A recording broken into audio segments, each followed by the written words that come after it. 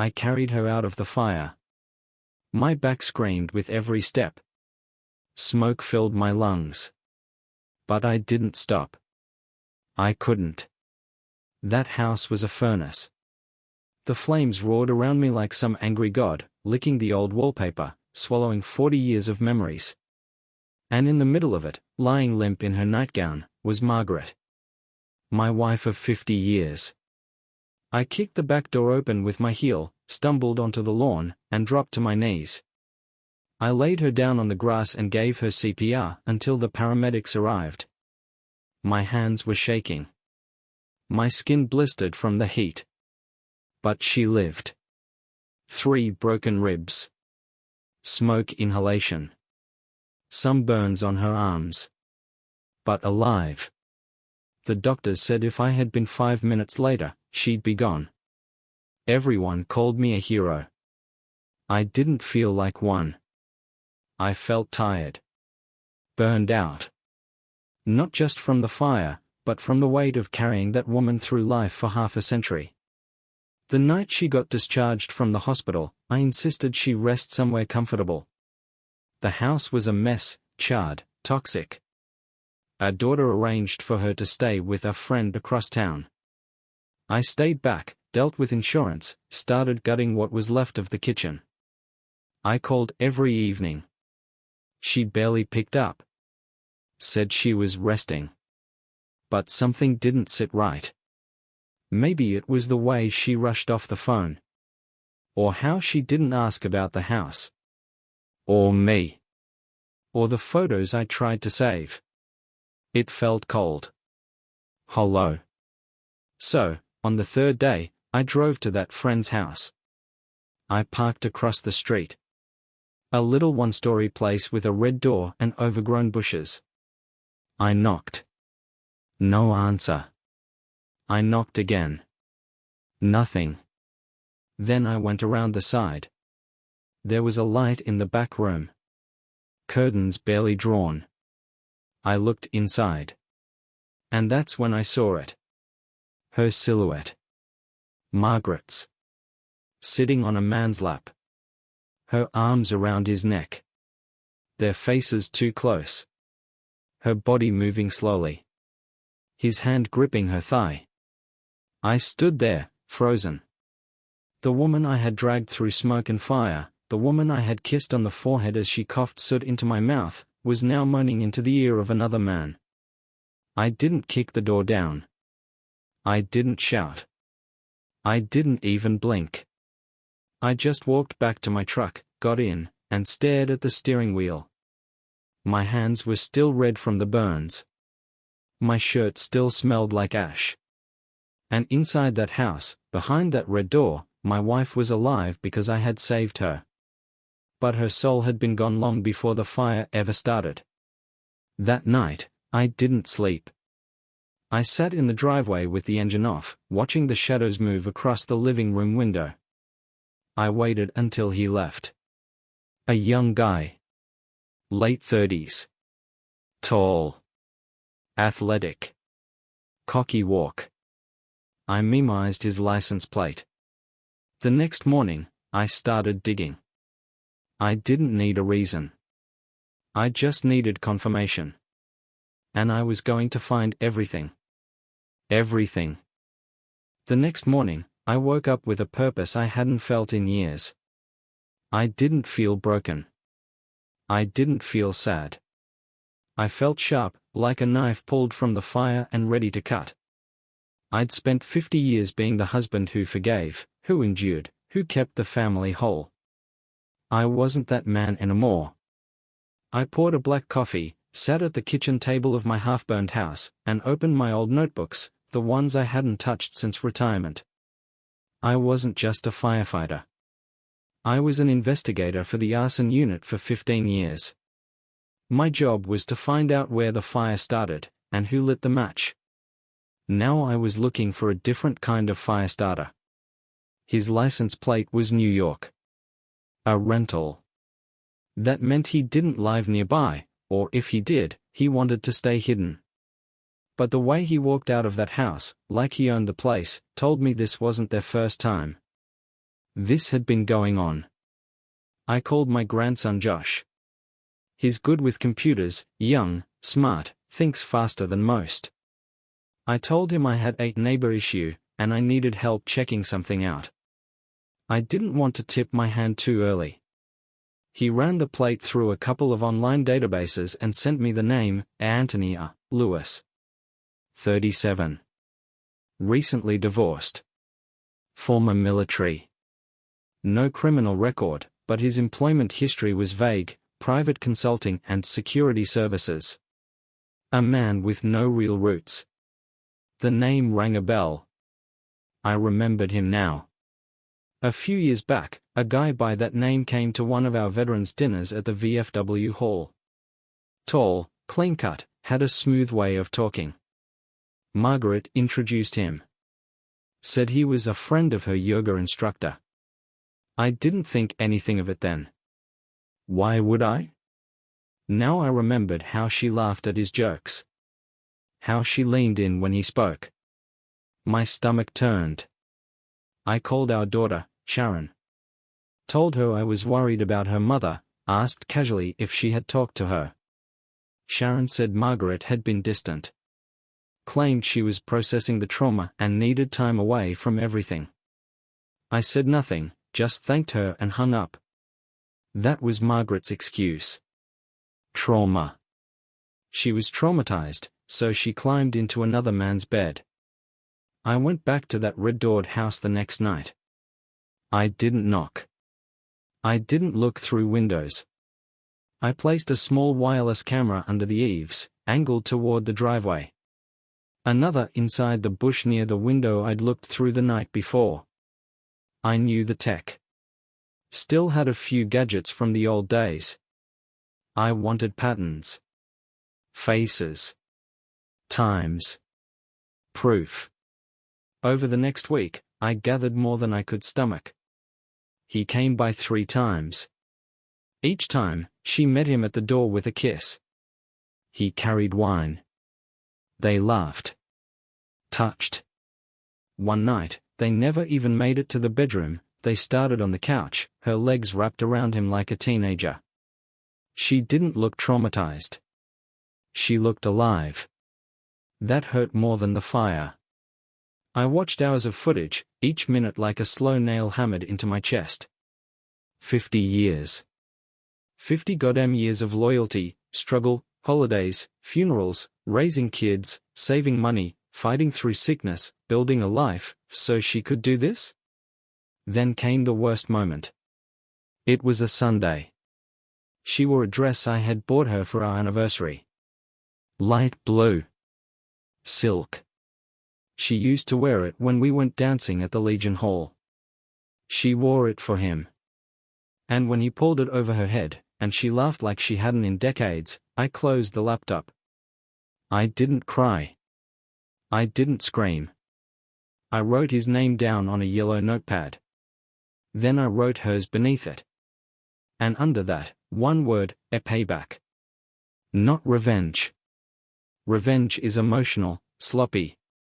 Payback is quiet. Methodical.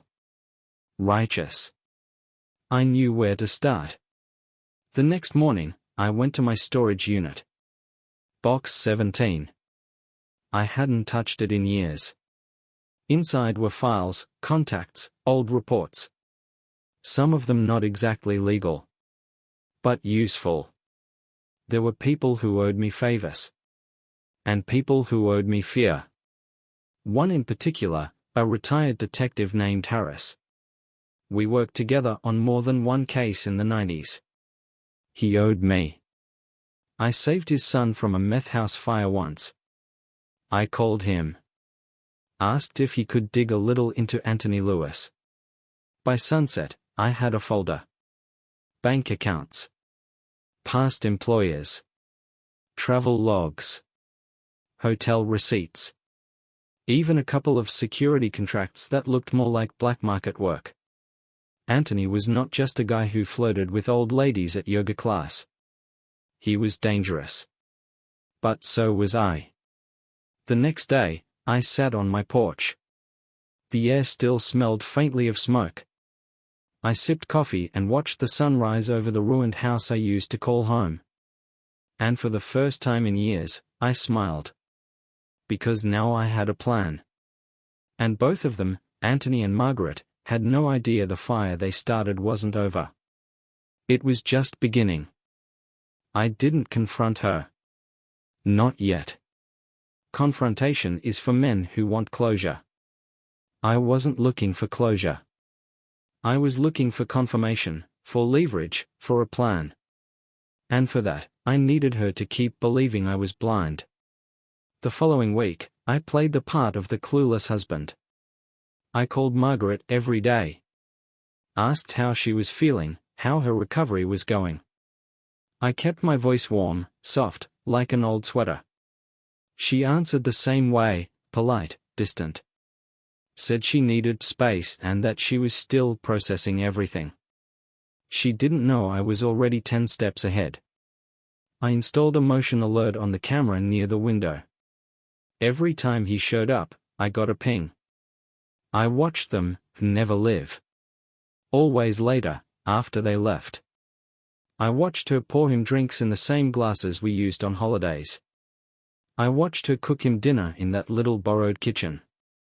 And I watched her touch him in ways she hadn't touched me in 20 years. But I didn't feel pain anymore. I felt cold. Surgical. The more I watched, the more detached I became. I wasn't the betrayed husband anymore, I was the operator behind the curtain. I was building something. Every video, every time-stamped kiss, every piece of clothing she removed, was a brick in the wall I was building around them. A wall I would crush them with when it was ready. One night, I followed him. He left around midnight. I trailed him from a distance, 2 cars behind. No sudden turns, no headlights. I learned that in the old days. He drove 15 minutes out, stopped at a small bar on the edge of town, the kind where the music's low and the men speak with their eyes. He went in. I waited 20 minutes, then followed. The place smelled like beer and sweat. Wooden bar. Dim lights. Some local boys playing pool. And there he was, Anthony, sitting in the back booth alone, staring at his whiskey like it owed him something. I took the booth behind him. Didn't speak. Just listened. The bartender came over, nodded at me. Same as always, he asked. I nodded. They still remembered me. I sipped slowly. Anthony made a call. Yeah, he said.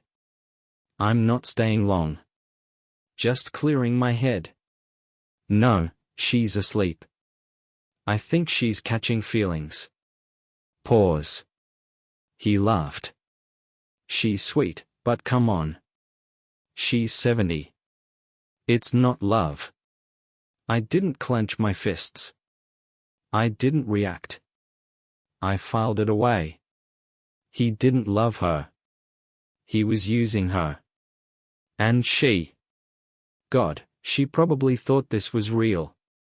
That this man, half her age, saw something in her worth chasing. He hung up, paid his tab, walked out. I left 5 minutes later, got in my truck, and stared at the wheel again. It was becoming a habit, me and that damn steering wheel. But this time I didn't sit long.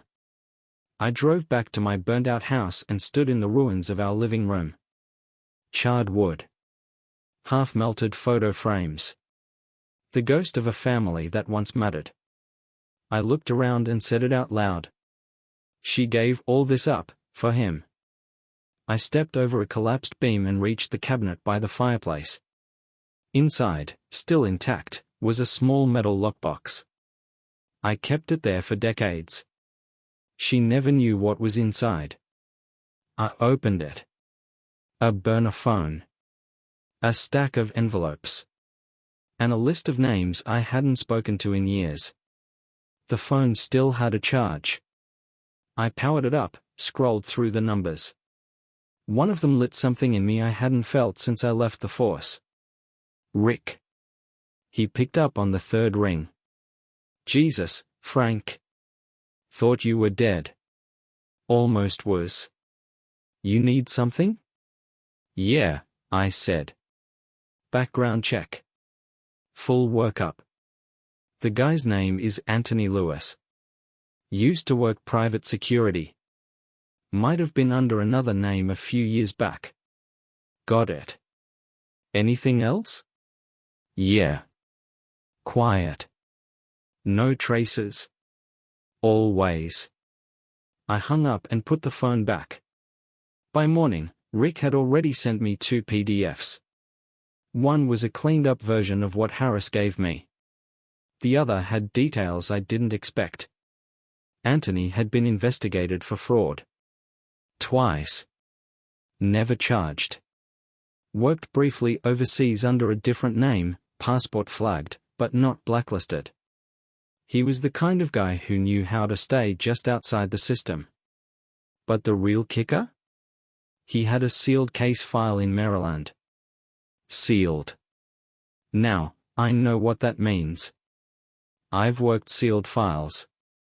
And I know how to unseal them. Not through the courts. Through people. The game had changed. I thought I was dealing with a homewrecker. Turns out I was dealing with a ghost. But I wasn't afraid. I was just getting started. Margaret kept texting me. Hope you're doing okay. Let's talk soon. We'll get through this. She had no idea. She thought she was dancing on the ashes of our life. She didn't realize I was already building the fire again. Only this time, it was for them. Margaret had no idea how far ahead I was. She still sent messages every other day. Just checking in. I'm thinking of you. This whole thing has been so hard. I didn't respond to most of them. When I did, I kept it brief. I'm okay. Still working on the house. Taking it slow. I wanted her to feel distance, but not suspicion. Not yet. While she played the grieving wife recovering from a disaster, I was already shaping the battlefield. The first move was subtle. I mailed her a letter. No name on the envelope. No return address. Just a printed photo, her and Anthony, kissing on the porch of that little red-doored house. No note. No threat. Just the image. I pictured her opening it. Hands trembling. Eyes darting. Her brain scrambling to figure out who knew what.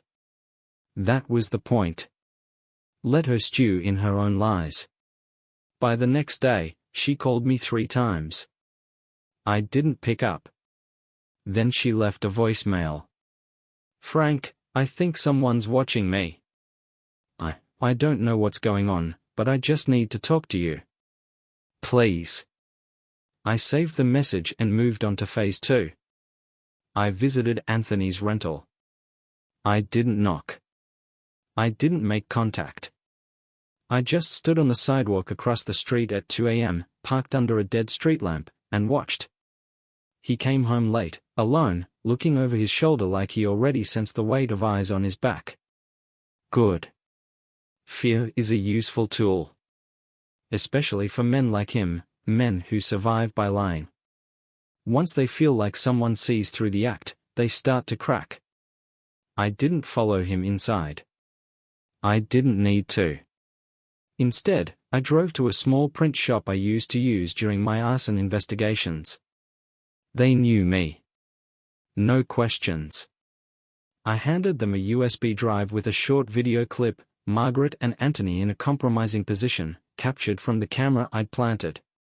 Make 20 copies, I said. Plain cases. No labels. They didn't even blink. 2 hours later, I had a box of DVDs in my truck. That afternoon, 5 of them were mailed. 1 to Anthony's ex-wife. 1 to the manager of his security company. 1 to the pastor of the church Margaret claimed to attend. 1 to our daughter. And 1 to Margaret herself. No return addresses. Just a small label, watch this before you talk to me again. I knew what was coming. Panic. Denial. Rage. Desperation. But I wasn't done. I called Rick again.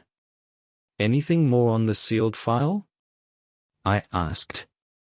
Working on it. It's deep. Military-level clearance. Probably special ops or intelligence. This guy isn't just some gym rat with a fake job. He was in something dirty. Keep digging.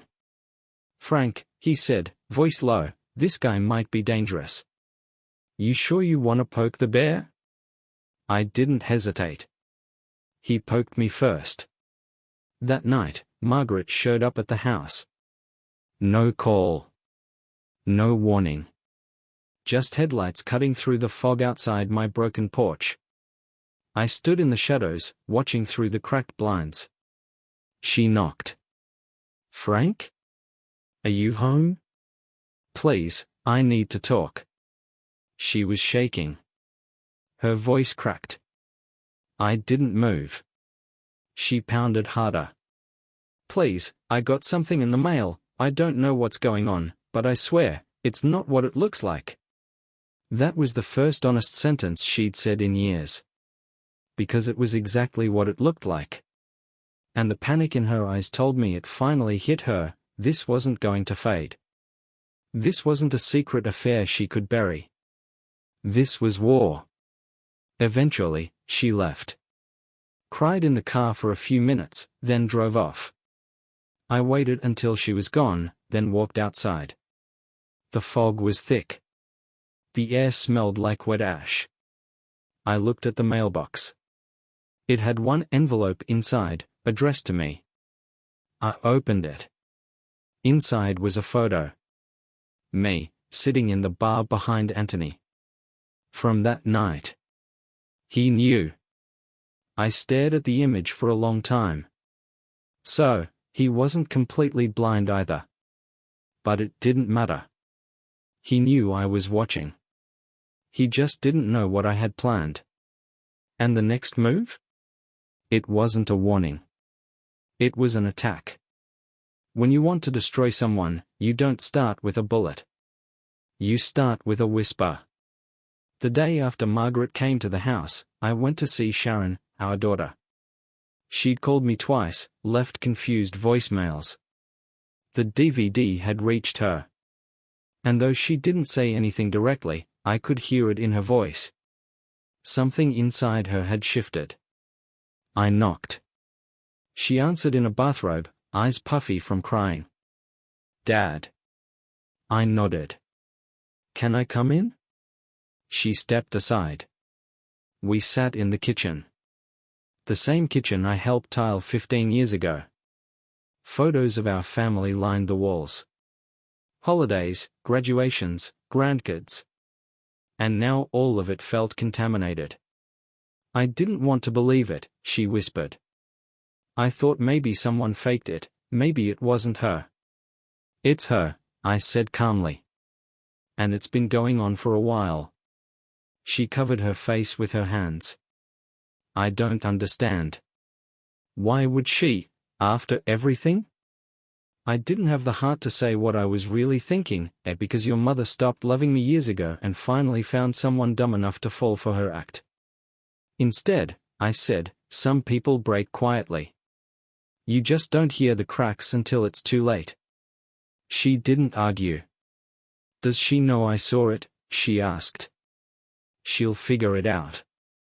I stood to leave. This doesn't leave this house. Not yet. There's more I need to do. She didn't stop me. She didn't ask what. I think a part of her didn't want to know. Outside, the wind was sharp. Cold. The kind that crawls into your bones. I drove across town to the security company where Anthony had listed himself as a consultant. The place was small, 3 rooms in a strip mall. I didn't go inside. I just watched. At 2:17 p.m., he walked out. Alone. Head down. Phone to his ear. Pacing. He looked nervous. Good. The DVDs had landed exactly where they needed to. His job, his ex-wife, the church, my daughter. The circle was closing.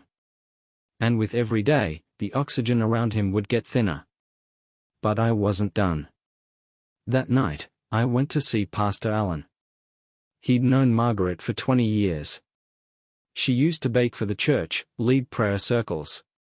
She had a reputation, kind, loyal, the perfect wife. That was about to change. I brought him a copy of the photo and the time-stamped footage. I'm not here to shame her, I said.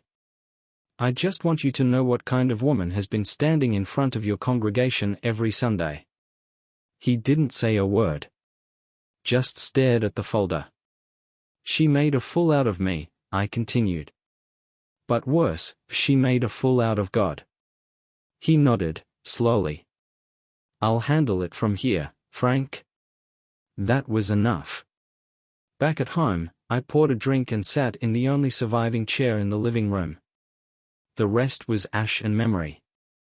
Margaret called again. Voicemail. Frank, please. I know things look bad. But I didn't mean for it to happen like this. He was just there when I felt alone. I thought you were gone, I stopped the message. Don't lie to yourself, Margaret, I muttered. You weren't lonely. You were just selfish. The next morning, I got a call from Rick. You gonna want to sit down for this. I'm already sitting, I said. Anthony Lewis isn't his real name. It's an alias. His birth name's Travis Reed. He was part of a Black Ops unit that got disbanded after an international scandal. There's a sealed case about missing funds and arms trafficking. Not enough to convict, but enough to bury him professionally. He's been moving around ever since, using women, hiding behind contracts. I let it sink in. So he's a trained liar with a trail of destruction. Exactly. Can you prove it? Rick paused. If you want it bad enough, yeah. But it's gonna cost. And it'll get messy. I want it. I hung up and stared at the wall. The fire had taken away everything superficial, furniture, walls, curtains. But this betrayal, this burned deeper. And I wasn't just fighting for my pride anymore. I was fighting for truth. For justice. For every man who's ever been laughed at behind his back by the woman he swore to protect. I pulled out the notepad again. 2 names still at the top. Anthony. Margaret. And under them, 2 new words. Public ending. Because private betrayal deserved a public reckoning. And I wasn't going to stop until every single mask was ripped off. I didn't sleep much that week. Sleep was for men at peace, and I hadn't known peace since the night I heard her voice moan for someone else. Instead, I planned. Not in rage. Not in panic. In silence. Every morning, I made my coffee, sat by the window of my half-burned house, and wrote. Dates. Names. Pressure points. Margaret's weaknesses. Anthony's patterns. Every betrayal they thought was hidden, I mapped it like a military operation. Because that's what it had become. A war. One I intended to win. Rick sent me another file. A background trace on Travis Reed, Anthony's real name, going back 20 years. I learned he'd been dishonorably discharged. That wasn't public record. He'd covered it well. Something about a failed mission, 3 missing crates of weapons, and a dead civilian in Turkey. No charges ever stuck, but the unit dissolved, and Travis went underground. This wasn't just about adultery anymore. This was about justice. I started calling in favors. First, I reached out to an old friend from my firefighting days, Ben Harrow. Ben ran the media outreach program for the local department. We'd fought blazes side by side in the 90s, pulled bodies out of collapsed buildings together. He owed me. I invited him over for coffee. He didn't recognize the place at first, the walls blackened, roof half open to the sky, but once he saw my face, he smiled like nothing had changed. "Still breathing, huh?" he said, sipping from a cracked mug. "Barely." We talked. About the fire. About the rebuild. I let the conversation run naturally before steering it where I needed it. "Ben," I said quietly, "there's a man in this town who's not who he says he is." Ben raised an eyebrow. "You got proof?" "More than enough." I didn't show him the videos. Just the file from Rick. Just enough to stir the fire. He's using people. Lying to them. Including someone close to me. I don't want a scandal.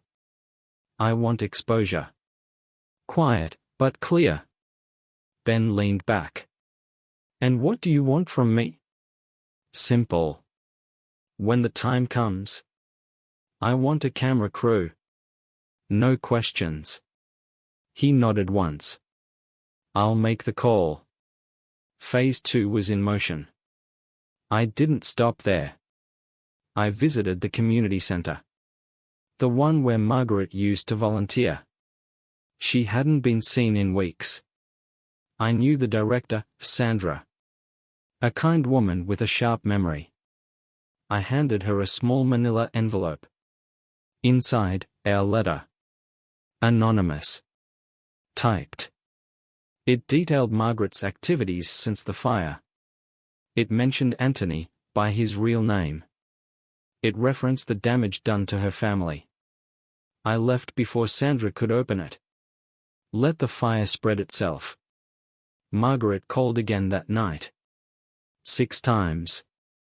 Left 3 voicemails. One was angry.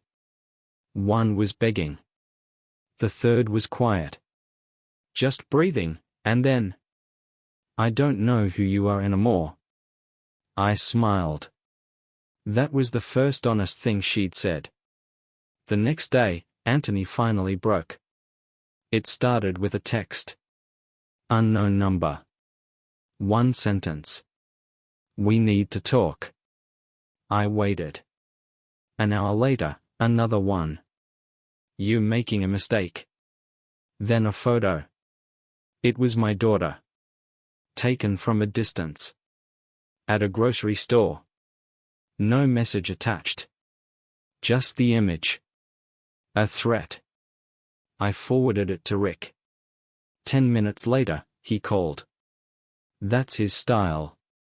Quiet intimidation. He won't touch her, he wants you rattled. I'm not.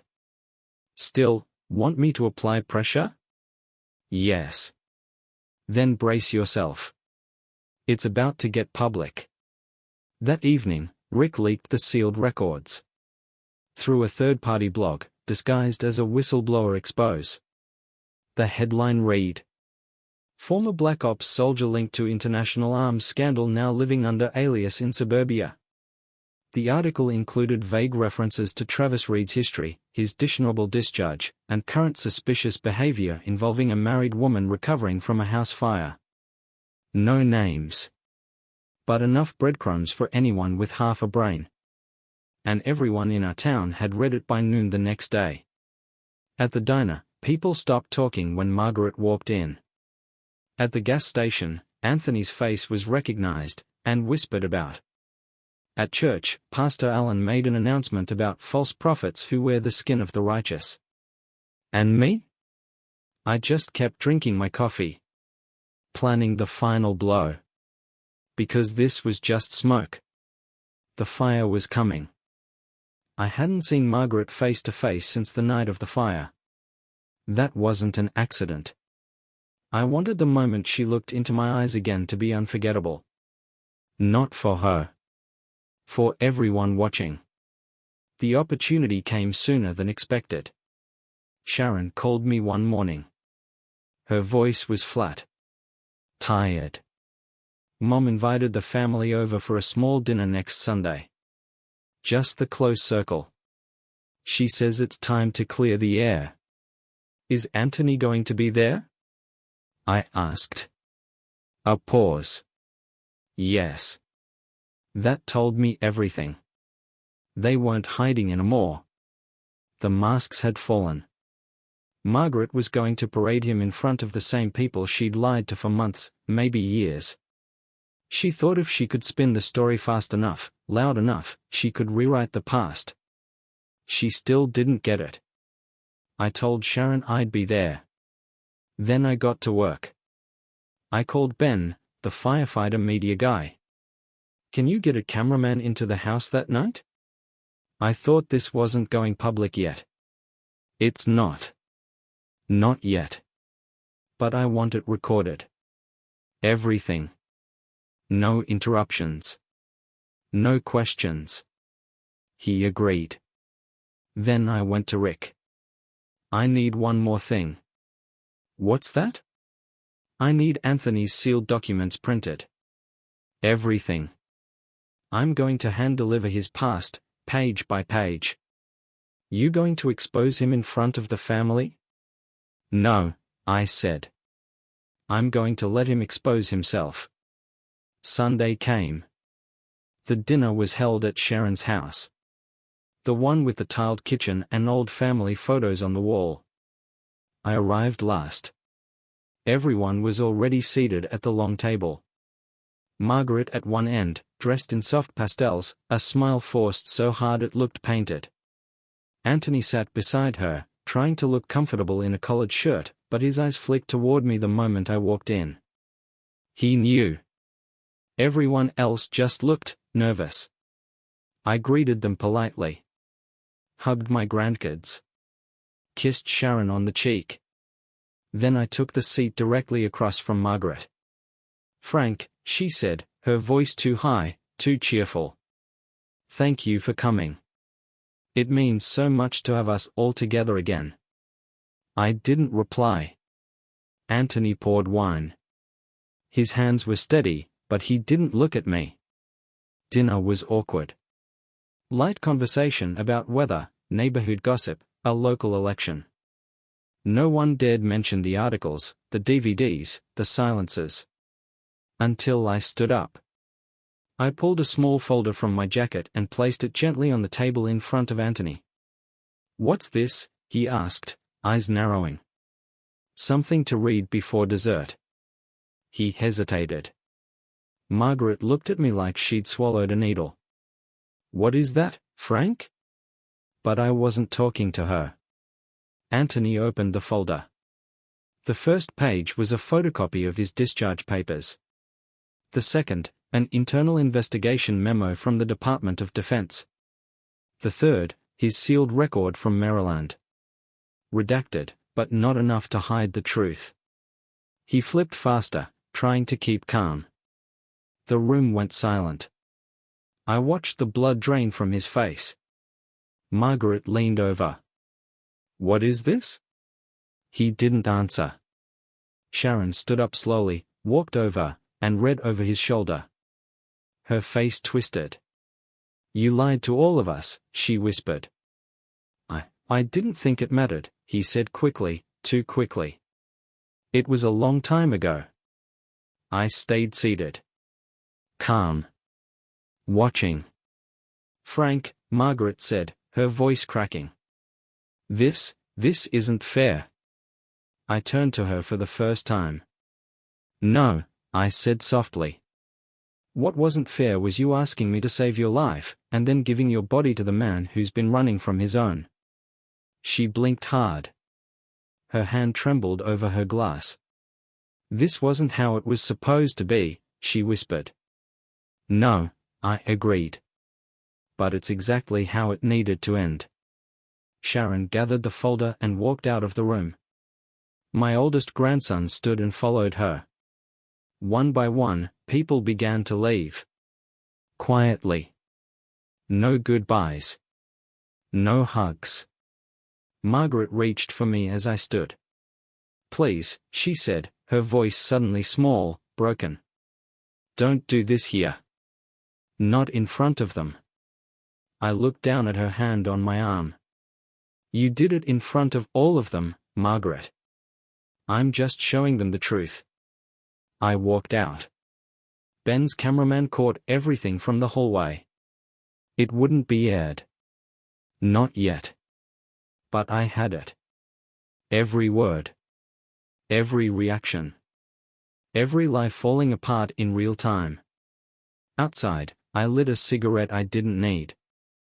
I hadn't smoked in 20 years, but tonight it felt right. The sky was clear.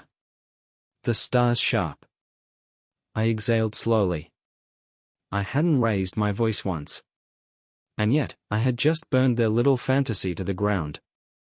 The morning after the dinner, I sat on my porch with a notebook in one hand and a hot cup of coffee in the other. It was cold. Not from the weather, but from the silence. A heavy, empty kind of silence.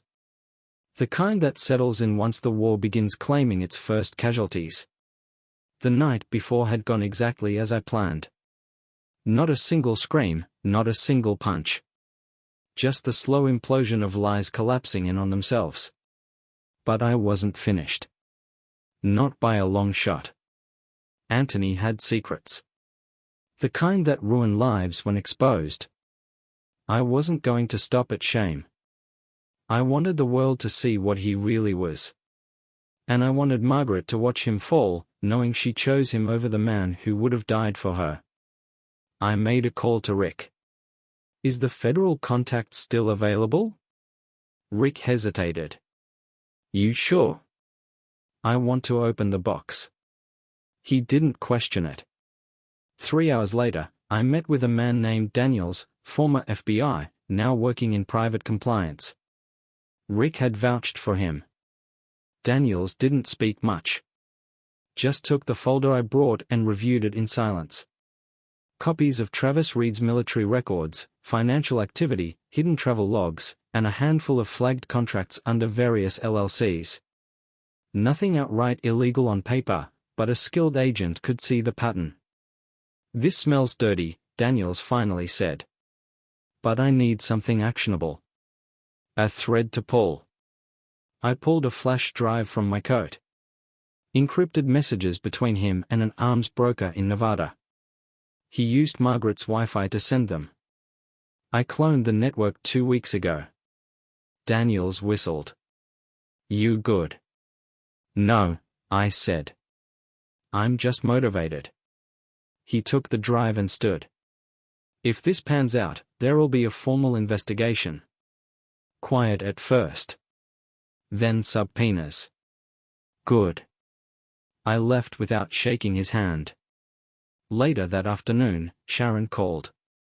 Her voice was harder now. No warmth. I talked to Mom. And? She's not okay. She thinks you're out to ruin her life. She ruined it herself. She's asking about you. What you planning? Tell her she'll see it when the lights come on. I heard the pause on the other end. Dad, are you okay? I've never been more myself. I hung up. I wasn't cruel. I was exact. I didn't move in anger. I moved with purpose. At the community center, Margaret's name was quietly removed from the list of volunteers. The pastor announced a new policy: those who serve must be above reproach. At the security firm, Anthony's contract was suspended pending review. Rumors spread like fire. No one wanted to be near it. No one wanted to defend what couldn't be defended. And Margaret? She started calling again. Messages grew longer. Slower. Her voice shaking. One day angry, the next remorseful. Then quiet again. She was unraveling, thread by thread. But I didn't respond. Let silence speak louder than forgiveness ever could. A few nights later, I got a knock at the door. It wasn't her. It was Anthony. He stood on my porch in the dark, alone, no car in sight. I could tell by his eyes, he was desperate. "Can we talk?" he asked.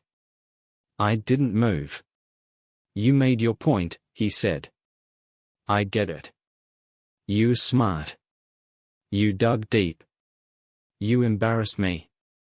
Still, I said nothing. "But I'm not the villain you think I am." I stepped forward. "You lied about your name. Your past. You manipulated my wife. You sat at my dinner table, drank my scotch, and smiled in my face." His jaw tightened. "She was lonely," he said. "And you saw opportunity." He took a breath. "You think this is over, but it's not. You're playing with fire." I smiled. "No, Anthony. I am the fire." He stared at me for a long second. Then turned and walked away into the dark. That night, I got a message from Daniels. "We've opened a case. He'll be contacted within the week."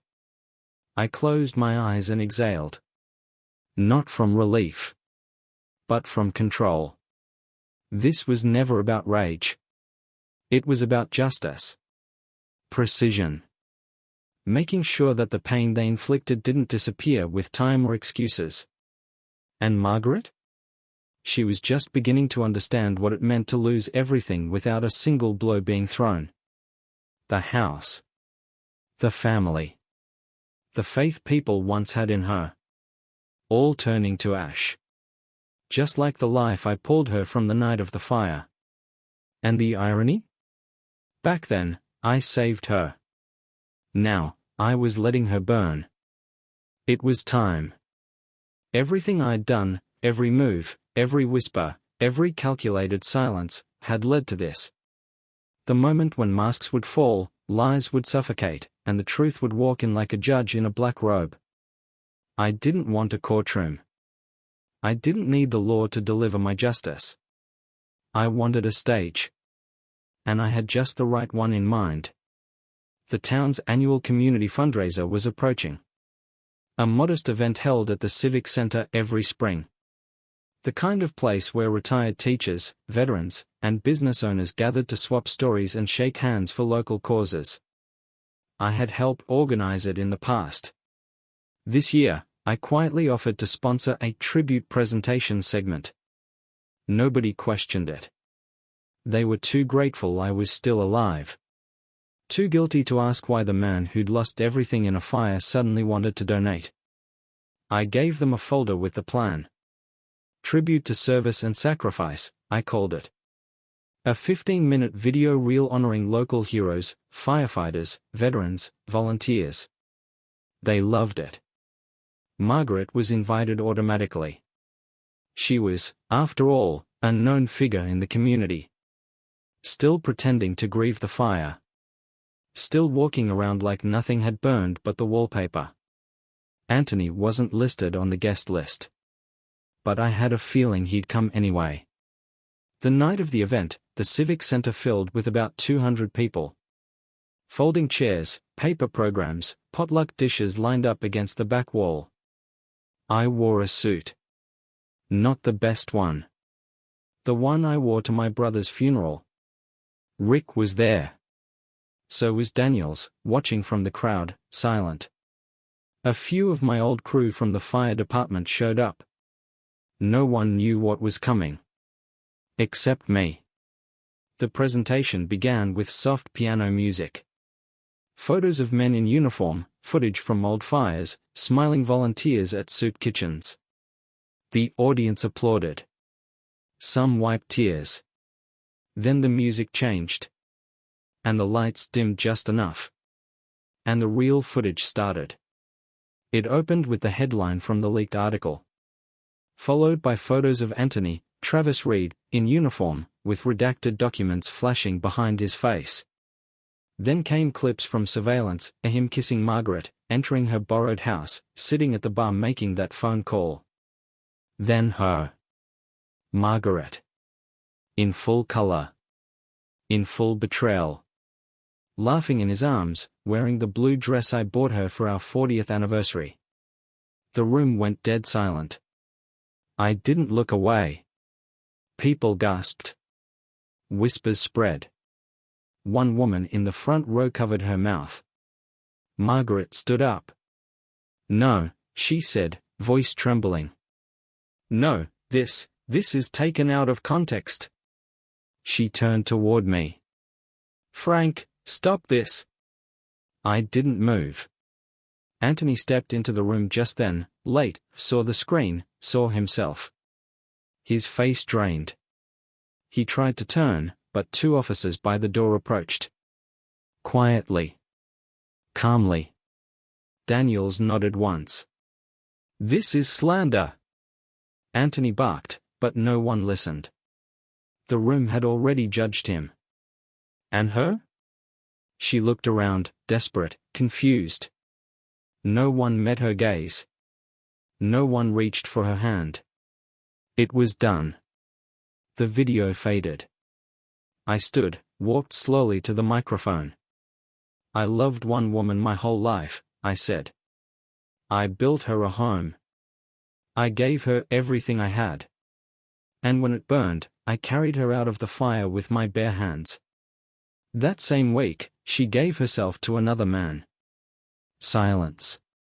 She didn't just betray a marriage. She betrayed the family, the community, the trust you all placed in her. And him?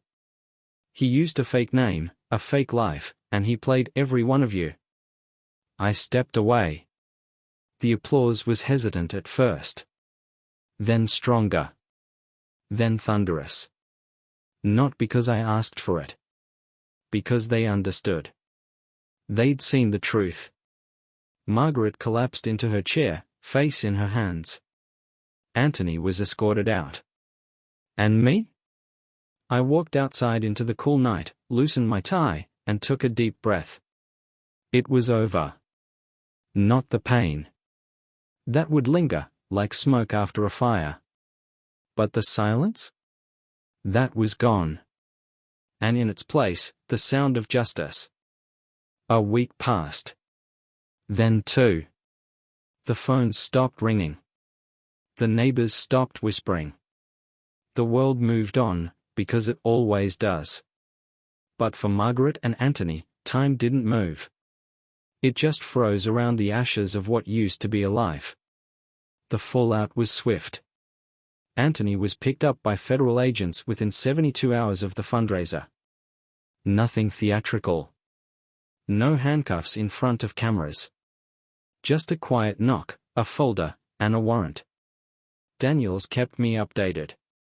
The investigation went deep: financial records, offshore activity, international connections. He was looking at years. Margaret tried to visit him once. He refused to see her. She called Sharon. Our daughter didn't answer. Neither did our son. The grandkids never responded to her birthday cards. Her social circle vanished. Women she baked with for decades now crossed the street when she came near.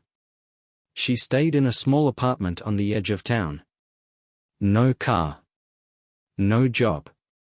Just silence and the echo of what she'd thrown away. I didn't check on her. I didn't need to. Sometimes punishment is best served without a single word. Me? I got a call from the city. They wanted to rebuild the house. I told them no. Instead, I sold the land. Quietly. Donated the money to the Veterans Fund under an anonymous name. I packed what little I had and moved 2 hours north, small town, colder air, quieter people. I found a little cottage near a lake. Bought a dog. Got back to fishing. Something about the silence up here felt clean. Untouched. One morning, I woke up to a letter. No return address. The handwriting was shaky. It was from her. Frank, it began. I don't expect you to forgive me. I just wanted you to know that I remember the fire. Not the one that destroyed our home. The other one. The one you carried me out of. The way you held me. The way you didn't let go. I don't think I ever thanked you properly. Maybe I never knew how. I folded the letter and set it in the fire pit beside the cabin. Lit a match. Watched the words curl and disappear into smoke. She didn't need to thank me. She needed to live with it. A month later, I took a walk through the town square. It was a cool spring evening. The sun just starting to dip. I passed a cafe. Small. Quiet. Inside, a woman was closing up. Probably mid-60s. Kind face. Noticed me staring. Smiled. I nodded back. She opened the door. You new in town? She asked. Kind of. You look like you've been through something. I laughed once. A fire. Then a storm. She smiled again. You ever feel like talking about it? Come by for a cup of coffee. On the house. I didn't say yes. I didn't say no. I just kept walking. But something about her voice stuck with me. That night, I sat by the lake with my dog. Watched the water ripple under the moonlight. The wind was light. The silence no longer heavy. And for the first time in a long time, I didn't feel betrayed. I didn't feel angry. I felt done. I'd said everything without saying much at all. I'd shown them who I was. And more importantly, who they were. Some men forgive. Some men forget. And some men let the fire burn just long enough to start something new.